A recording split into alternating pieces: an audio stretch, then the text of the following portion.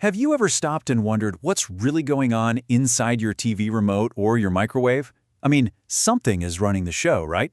Well, there's a tiny hidden computer in there, and today we're going to pull back the curtain and see exactly how its little brain works.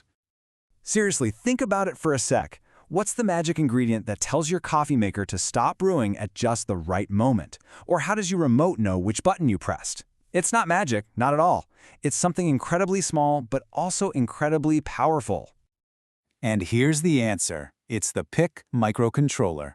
That name, PIC, stands for Peripheral Interface Controller, which is a fancy way of saying it's a tiny computer packed onto a single chip. Its entire purpose in life is to do one specific job, and do it perfectly, thousands of times over. So, to really get a handle on what makes this thing tick, let's start by thinking of it as a tiny, really focused little brain. You know, unlike the processor in your computer that's juggling emails, music, and a dozen other things, a PIC microcontroller has just one mission. If it's inside a thermostat, its only job is to check the temperature and decide whether to turn the heat on or off. That's it. It is a total specialist, and it is so good at what it does. Okay, so for any brain to do its job, it needs memory, right? It needs a place to keep its permanent instructions. You know, what it's supposed to do. And it needs a place for its temporary notes while it's in the middle of working on something. And this breaks it down perfectly. On one side, you have program memory, or ROM. The best way to think about this is like a printed recipe book. The instructions are written in there permanently, they don't change. Then on the other side, you've got data memory, or RAM. This is like your messy kitchen counter. It's the temporary scratch pad where you do your math and keep track of things while you're following the recipe. Now, which type of recipe book you use actually depends on where you are in the process of making a product. When engineers are first developing something, they use flash memory. Why? Because you can erase and rewrite it 1,000 times as you're fixing bugs. But once the design is perfect and ready for mass production, they switch to a much cheaper version called one-time programmable, or OTP. It gets its instructions burned in once at the factory, and that's it. It's set for life. So let's dive a little deeper into that temporary scratch pad, the data RAM. It's not just one big messy space, it's actually super organized. First, you have your general purpose registers, or GPRs. These are basically your empty slots for storing data. But then you have the special function registers, or SFRs. Think of these as the main control panel for the whole chip. They have all the dedicated knobs and switches for controlling features like timers and communication ports.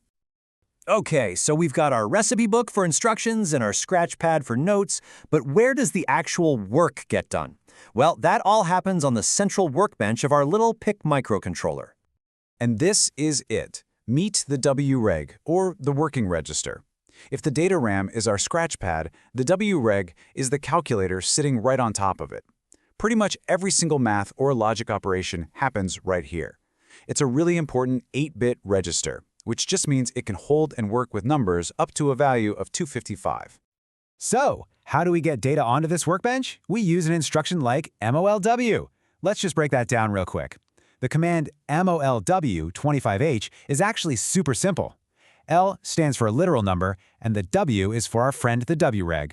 That H at the end just means the number is in hexadecimal. So this instruction is literally telling the chip, move the value 25 right into the working register. And boom, just like that, our workbench has something to work with. All right, now for the fun part. We've got 25 sitting in the WREG. The very next instruction is add WL34H. You can probably guess what this does, right? It says, add the value 34 to whatever's already in the WREG. The chip's arithmetic logic unit, that's the math brain of the processor, does the addition, and the new result, 59, gets stored right back into the WREG, overriding what was there before. That's programming in a nutshell. But wait a minute. How does the chip know what happened after that calculation? What if the result was exactly 0? Or what if the number was too big to fit? That's where the status register comes in. It's like a little report card that gets filled out after every single operation to tell the chip what happened. And this is the crucial part. These little flags let the program make decisions. For example, the C flag, for carry, gets raised if your result is too big, say bigger than 255. The Z or 0 flag gets raised if the result is, well, exactly 0. The N flag tells you if it's negative. By checking these tiny flags, the program can intelligently change what it does next based on the outcome of its own math. It's pretty clever. All right, we've gone pretty deep into the architecture here, looking at memory and registers and flags. But let's be honest, why does any of this matter? Let's zoom back out and see what this knowledge actually lets you build in the real world.